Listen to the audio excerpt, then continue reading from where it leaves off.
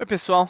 Bem-vindo ao curso de Ciência de Dados. Hoje a gente vai dar uma introdução ao curso, e vai falar sobre o que é um cientista de dados, qual é o seu trabalho, falar sobre o conteúdo programático do curso e como ele vai funcionar ao longo dos próximos meses. Então, vamos lá. Primeiro de tudo, o que é ciência de dados?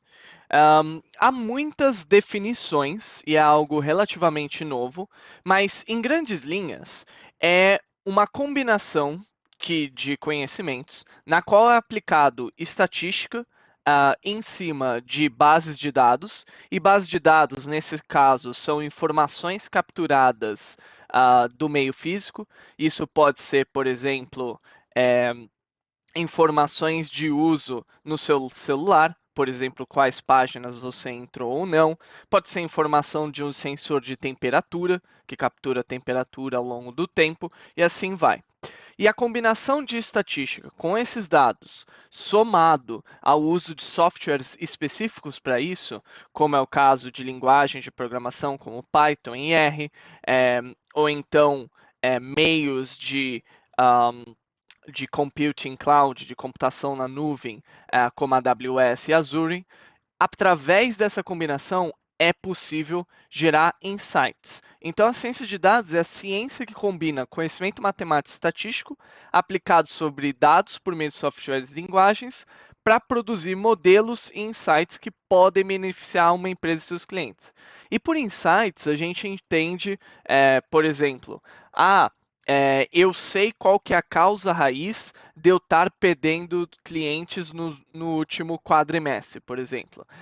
Eu sei quais são os problemas que os meus clientes reclamam mais e como eu posso fazer com que os meus clientes estejam mais satisfeitos, e assim vai. Então, são informações sobre o seu ambiente de negócio, e não necessariamente a gente também pode entrar no meio público, e não precisa estar necessariamente por meio privado, mas são informações sobre o seu ambiente de trabalho que são importantes para você tomar alguma decisão. E bom, a ciência de dados tem múltiplas aplicações. Então, pensando um pouco nas coisas que a gente consegue fazer, é, aqui mostrados à esquerda. Netflix, por exemplo, utiliza ciência de dados para fazer a recomendação de filmes. Se você tem Netflix, você já deve ter notado que no canto superior esquerdo da sua tela aparece lá: esse filme ou essa série é 87%, 98%, algum número por cento relevante para você. Isso é um modelo que foi construído por um cientista de dados para o Netflix, na qual ele prevê qual que é a probabilidade de você achar um determinado filme ou série interessante, dado o que você consumiu anteriormente. Lógico, por ser uma probabilidade, tem estatística. Por estar dentro do Netflix, ele está consumindo as informações do seu uso ao longo do tempo e ele coloca uma camada de modelagem em cima para gerar esse insight, que no final o objetivo do Netflix é manter você o máximo de tempo possível dentro da sua plataforma. Mas essa não é, como eu falei, a única aplicação não é para meio privado. Por exemplo, uma dos campos onde ciência de dados tem sido muito aplicada é no campo da saúde. Um exemplo é para identificar câncer cerebral, que a gente pode utilizar um algoritmo de machine learning, de aprendizado de máquina, para ler fotos de o scan da cabeça de um paciente, e o algoritmo é capaz de identificar quando aquele paciente tem câncer, ou quando aquele paciente tem algum problema de visão, ou quando. E assim vai. É, e mais do que isso, ele também tem sido usado cada vez mais hoje no campo de inteligência artificial, como a geração de carros que conseguem se autodirigir, chatbots e assim vai. Então, as aplicações são muitas, muitas mesmo, e hoje praticamente, se não todas as grandes empresas no mundo, utilizam cientistas de dados para construir esse tipo de modelo dentro da sua plataforma de negócio. E bom, o que faz um cientista de dados na prática? Como eu falei, o cientista de dados ele combina estatística com dados para gerar insights e, lógico, com alguns softwares. Mas é um pouco mais do que isso.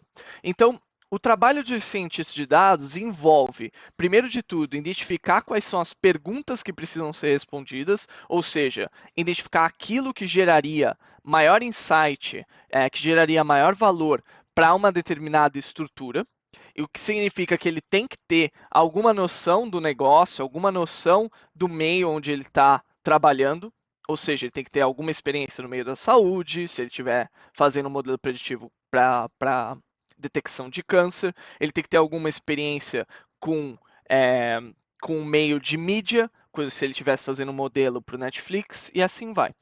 Então ele meio que consolida esses diferentes conhecimentos que envolvem esse domínio sobre o ambiente de negócio, de um lado, a capacidade de modelagem, né? Que isso tem que vir junto com a capacidade de codificar e manipular dados, né? Porque no final isso vai ser sua fonte de informação. E mais do que isso, uma vez que eu consigo gerar um modelo ou um conjunto de análises que sejam relevantes para o meu ambiente, eu tenho que ser capaz de comunicar isso claramente. E isso é um problema muito comum nas empresas, né? Quando uma pessoa é extremamente técnica e extremamente uh, versátil, extremamente boa nesses três campos aqui, mas não é tão boa em comunicar. Pense naquele cara que é genial, ou aquela mulher que é genial, mas não sabe exatamente falar sobre o trabalho que ela fez em termos simples, que as diferentes partes da empresa consigam entender. E lógico, se você não consegue comunicar efetivamente aquilo que você desenvolveu, ninguém vai comprar aquilo que você fez. Então veja que o cientista de dados é uma pessoa única dentro da organização, porque ele é uma pessoa que tem muitos conhecimentos consolidados. Até por isso, a carreira de cientista de dados ela está bombando. Do lado esquerdo, a gente vê um gráfico que é da European Leadership University, na qual eles estudaram qual que é o crescimento da comunidade cientista de dados nos últimos anos. E a gente pode ver como tem crescido exponencialmente a quantidade de cientistas de dados.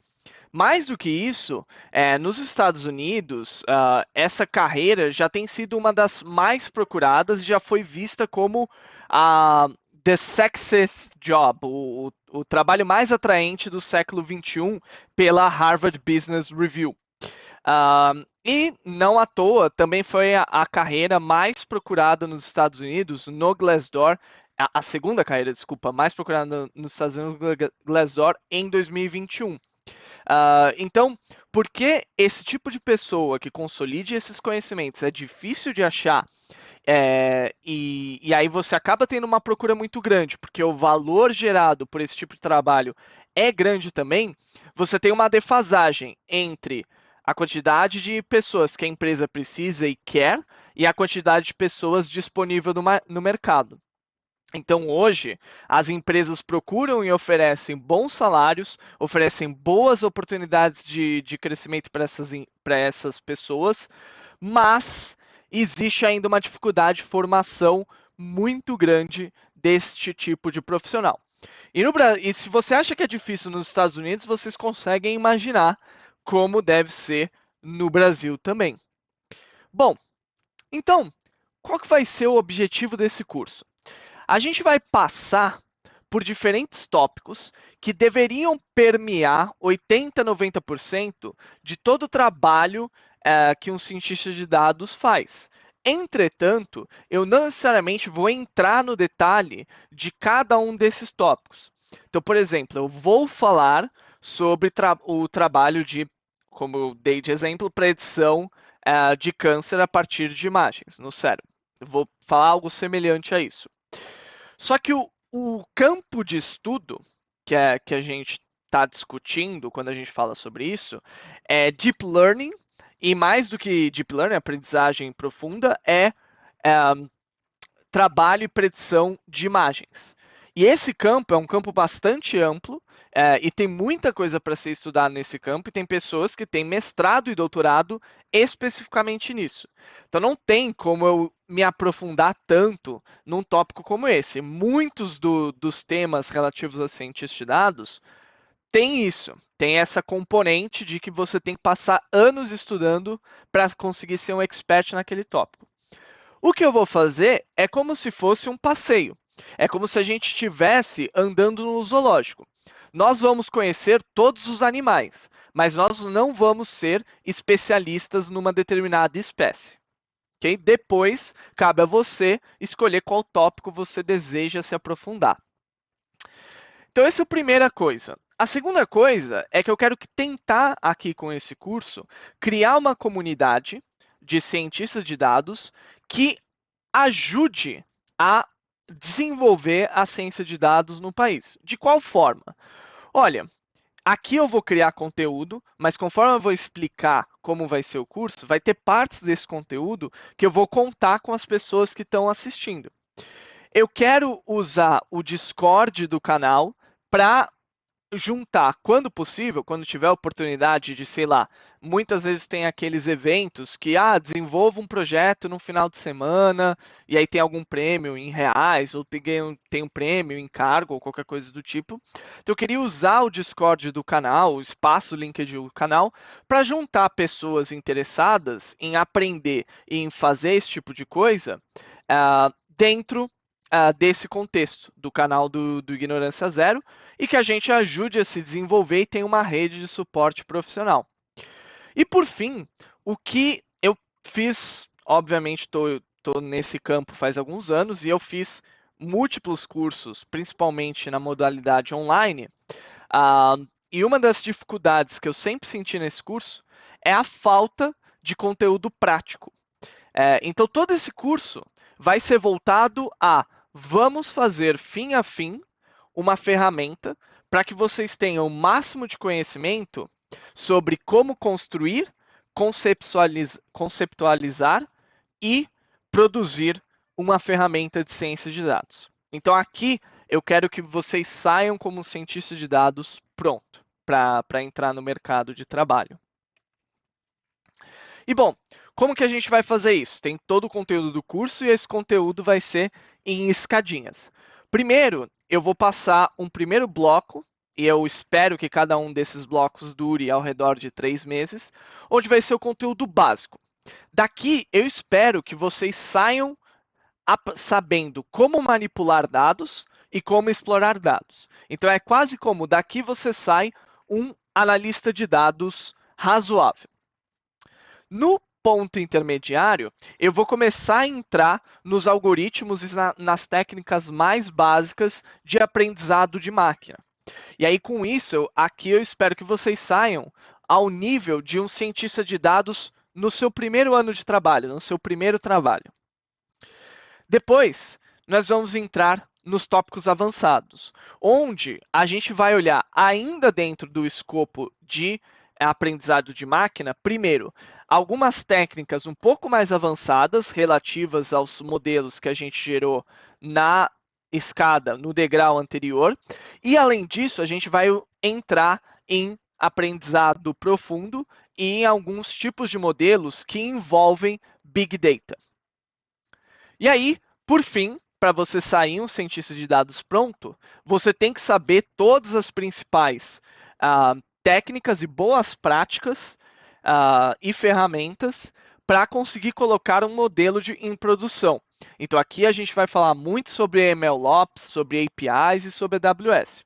E ainda vou colocar, por fim, um último conjunto de modelos que não são tão usados quanto os demais, mas que também têm a sua utilidade e que, claro, são importantes e não necessariamente são mais complexos do que os que estão aqui, mas são só menos frequentes. Então, como que vai ser o curso? O curso eu pretendo passar blocos, e esses blocos vão ser alguns conjuntos de vídeos, toda terça e quinta, que vão ficar disponibilizados no YouTube. Além disso, quem acompanha o canal sabe que eu tenho feito lives às segundas-feiras, onde eu tenho trabalhado numa ferramenta de ciência de dados. Essas lives vocês podem pensar como laboratório, como conteúdo prático do curso. Então aqui durante as aulas do YouTube, eu vou falar muito sobre a teoria. Claro que vai ter alguns exercícios, mas aqui eu vou entrar muito na prática e muito no detalhe. Esses dois vão se comunicar, inclusive. Então, vocês vão ver que eu vou colocar uma playlist com esse curso de ciência de dados e entre os blocos que são gerados aqui, eu vou colocar as lives que são pertinentes para aquele bloco. Então, você pode optar por acompanhar os dois, inclusive. E é lógico que tudo isso vai ser feito com muitos exercícios. Ah, e tanto nas lives eu posso acabar passando alguma coisa, e com certeza nos vídeos do YouTube, e eu espero que vocês façam isso. E tudo isso, atualizações, confirmações, vão ser disponibilizados para vocês numa série de mídias sociais. Bom, quais são os canais de disponibilização? Nós temos o YouTube, que é essencialmente onde eu vou colocar as aulas e onde eu vou colocar as lives. O Discord é o principal canal de comunicação comigo, porque eu uso muito ele no meu dia a dia, pessoalmente. Então, se você quiser tirar dúvida comigo, você pode falar comigo lá. Lá eu vou fazer anúncios e updates sobre o canal.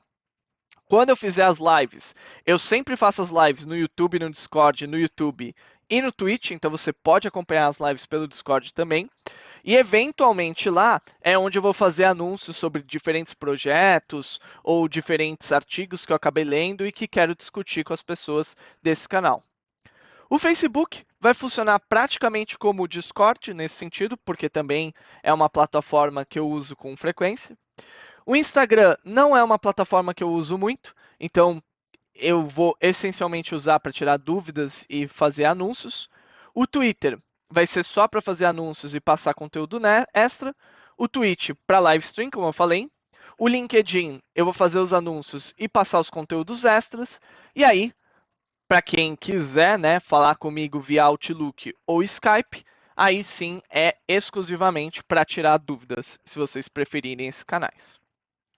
Então, como eu falei, tudo isso vai ser desenvolvido ao redor de uma ferramenta que vai ser o pilar do conteúdo prático desse curso. E a ferramenta que a gente vai desenvolver é uma ferramenta para educação básica. Então, nós vamos utilizar dados públicos do INEP, do IBGE, enfim, de órgãos públicos, para fazer uma avaliação extensiva do panorama da educação básica no país.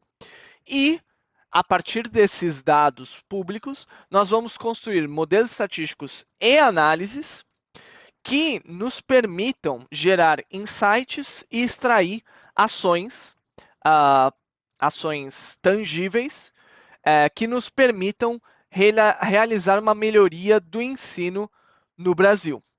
Então, o objetivo é que essa ferramenta tenha uma aplicação prática e uma aplicação social.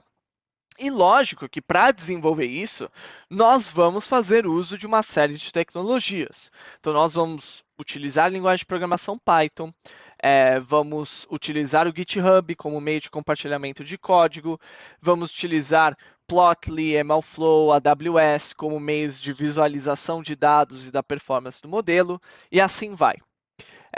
Então, é uma ferramenta realmente completa e complexa que vai levar bastante tempo para ser desenvolvida e que eu espero que ao final do curso vocês sejam capazes de entender como ela foi construída fim a fim. E bom, para que eu fale dessa ferramenta, eu preciso falar alguns conceitos básicos de educação, para que vocês consigam entender. Então, quando a gente fala de educação básica, a medida da educação básica no nosso país é o IDEB.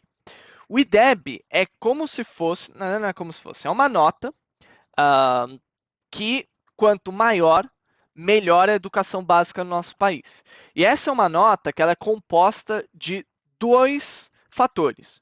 O primeiro é a nota dessa prova Brasil. E a prova Brasil é uma prova realizada a cada 2 anos, em que todos os alunos do fundamental e médio, não todos os alunos, mas alunos do fundamental e médio participam. E ela é amostral, essa prova, porque ela não necessariamente é obrigatória para todo mundo. e eles participam, é uma prova que tem matemática e português, e aí a nota da prova de matemática e português entra como componente do IDEB.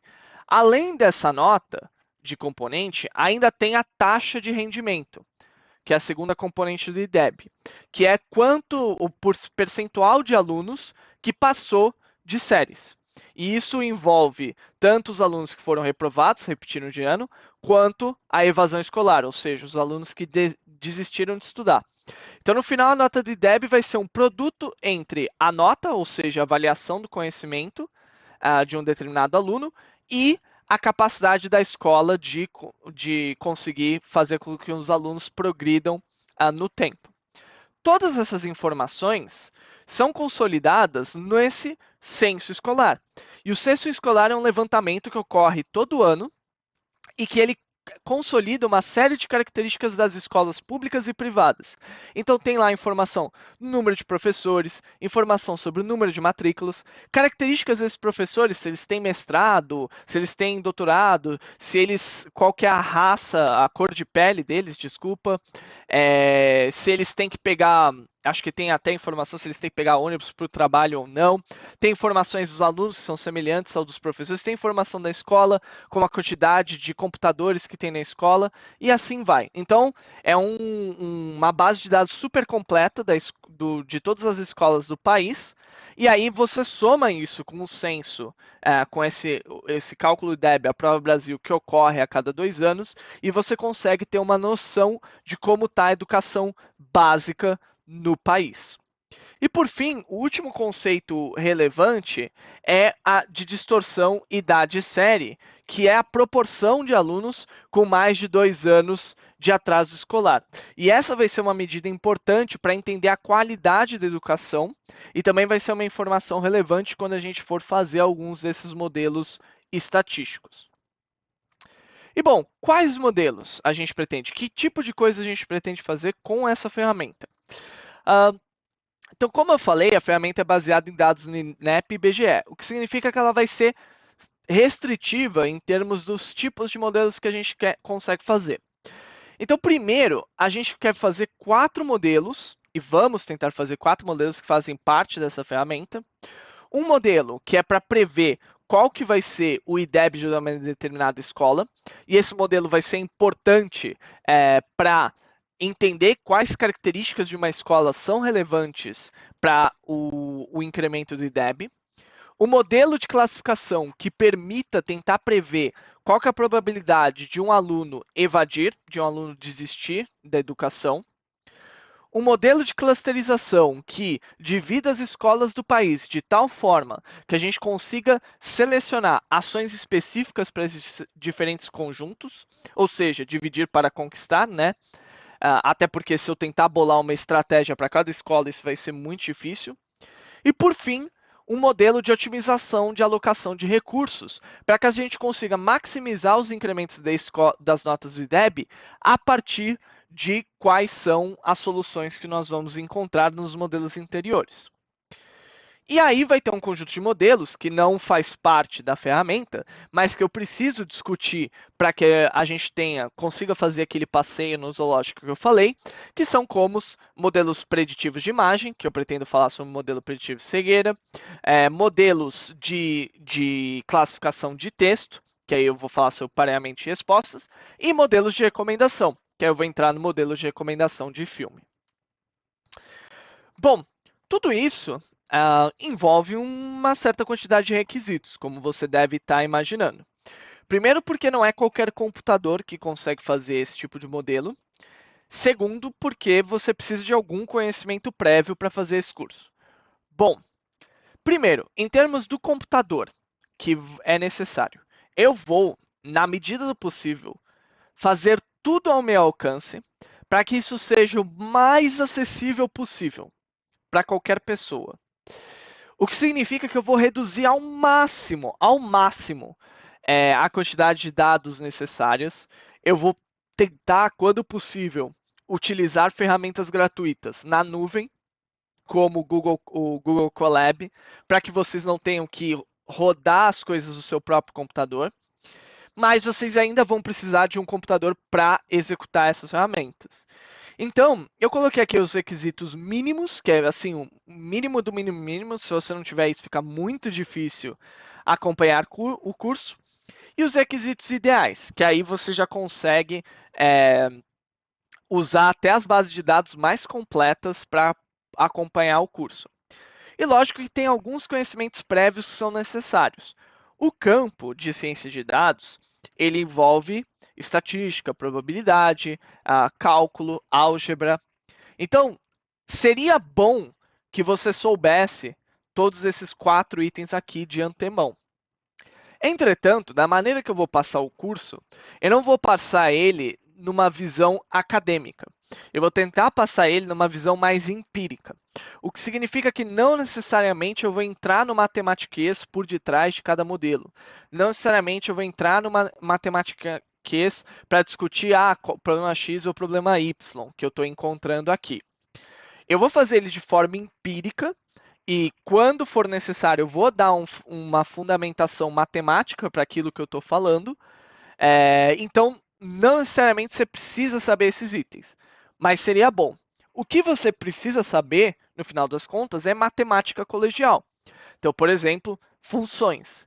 É, log, por exemplo. Você precisa saber trabalhar com log. Exponenciação. Esse tipo de coisa tem que saber fazer, porque trabalho com dados e trabalho de ciência de dados envolve matemática. A maior parte do trabalho é matemática básica, que é a matemática de colegial, então você precisa saber isso. Como que tudo isso vai ser disponibilizado para vocês? Bom, o conteúdo de vídeo vocês já sabem, YouTube. Mas, para vocês obterem slides, bibliografia, as bases de dados que estão sendo processadas, tem um Google Drive para isso, que vai estar na descrição de todos os vídeos, que também está nesse PDF aqui, onde vocês vão ter algumas pastinhas. As aulas, que tem o conteúdo das aulas e alguns códigos específicos, a bibliografia, como eu falei, as bases de dados e, eventualmente, eu compartilho algumas coisas nas lives e aí vai ter uma pasta específica para isso, além das minhas informações de contato. Por fim, para terminar essa introdução, alguns avisos com relação a esse curso. Primeiro de tudo, é gratuito. E eu não espero que ninguém me pague nada por esse curso. Não precisa se preocupar em fazer doações, não precisa se preocupar com, ele vai tirar esse curso do ar. Não vou fazer isso. Isso vai estar disponível para vocês enquanto eu tiver um canal no YouTube. Única asterisco que eu coloco aqui é que eu estou desenvolvendo o curso conforme eu estou passando as aulas para frente. Uma hora eu vou terminar esse curso e aí eu vou olhar para trás e vou enxergar melhorias que eu deveria ter feito. E aí, quando eu fizer essas melhorias, esse conteúdo do curso refinado, eu vou colocar no Udemy para aqueles também que acharem necessário conseguir um certificado. Mas, em essência, o conteúdo vai ser o mesmo que o que foi passado no YouTube. Outra coisa que é importante é que, diferente de quando eu estava trabalhando, quando eu estava postando as aulas de programação em Python, hoje eu tenho emprego. O que significa que lá e cá pode ser que eu tenha uma demanda maior do meu trabalho e eu tenha que atrasar postagens do YouTube, porque o YouTube não é algo que eu dedico 100% do meu tempo. Então, tenham isso em mente, que eu tenho um trabalho, e eu já peço desculpas se eu me tornar inconstante em algum momento nas minhas publicações, ou se eu tiver que fazer um hiato em algum ponto do curso, porque eu estou numa situação mais demandante do trabalho, mas à medida do possível eu vou sempre tentar ter uma cadência controlada de postagem das aulas. Outra coisa que eu preciso falar, aqui eu estou desenvolvendo uma ferramenta de educação, e eu estou fazendo análise de dados de educação. O que significa que, em muitos sentidos, eu vou estar fazendo uma avaliação da gestão pública da educação. E isso pode resultar em críticas, seja a gestão atual do Ministério da Educação, seja as gestões anteriores, ou a elogios também. Seja como for, As pessoas que hoje o Brasil está muito politizado, eu tenho certeza que terão pessoas que vão falar que eu estou tendo um viés político, estou defendendo pessoa X ou defendendo pessoa Y. Deixa eu deixar claro uma coisa aqui. O canal de Ignorância Zero é um canal de programação. E é isso que eu ensino. Eu não vou ficar fazendo, eu não vou ter posicionamentos políticos. O Ignorância Zero não tem posicionamentos políticos. O Pedro Forli tem. O Ignorância Zero não. Significa que quando eu fizer uma crítica ou quando eu fizer alguma discussão nesse meio, ela vai ser pautada, totalmente pautada, nos dados que estão disponíveis. Então, se você discordar da conclusão, eu ficaria, isso é sem brincadeira e sem ironia, muito feliz se você conseguisse provar que eu estou errado. E se você fizesse um vídeo onde você fizesse uma análise de dados mais aprofundada, enfim. Primeiro, porque isso mostra que você aprendeu. Segundo, isso significa que eu tenho que mudar algumas coisas e eu aprendo também. Então, assim, se quiserem me criticar pelas coisas que eu falar ou não, fiquem à vontade, mas não tem qualquer viés político no que eu vou passar aqui. Mas pode ser que algumas pessoas interpretem dessa forma. Não é minha intenção é passar o conteúdo e às vezes a maneira de passar conteúdo é dando exemplos reais. Outra coisa que eu preciso falar é como eu estou trabalhando com essa ferramenta, isso aqui fica aberto para todo mundo. Todo mundo pode usar, todo mundo pode brincar com essa ferramenta. Se você quiser mudar a ferramenta, você pode ficar à vontade. E se você quiser me ajudar a desenvolver a ferramenta, é só você me procurar também. Então, assim, isso é uma ferramenta de mim que eu estou desenvolvendo, mas é para todos usarem. Eu não coloquei qualquer licença em cima dessa ferramenta. Acho que a única licença que está colocada lá é o GNU. Então, que na prática significa que você pode usar livremente o que eu desenvolvi, contanto que você referencie que foi eu que desenvolvi. Então, assim, fiquem à vontade se vocês acharem que vocês podem contribuir com a ferramenta, me procurem, eu estou aberto a qualquer mão amiga. E por fim, também porque eu estou falando de tópicos que podem ser políticos e porque eu estou falando da gente trabalhar em conjunto, eu espero que essa comunidade que se construa ao redor desse curso seja uma comunidade amiga, parceira, e que a gente não entre em embates, não ofenda uns aos outros. E, assim, se alguém colocar alguma coisa ofensiva em qualquer uma das mídias sociais que eu tenho controle, eu vou bloquear, eu vou tirar do canal. Então, assim, vamos ser pessoas decentes enquanto estivermos aqui. E bom, é isso. Vejo vocês nos próximos vídeos e nos próximos capítulos. E estamos aí.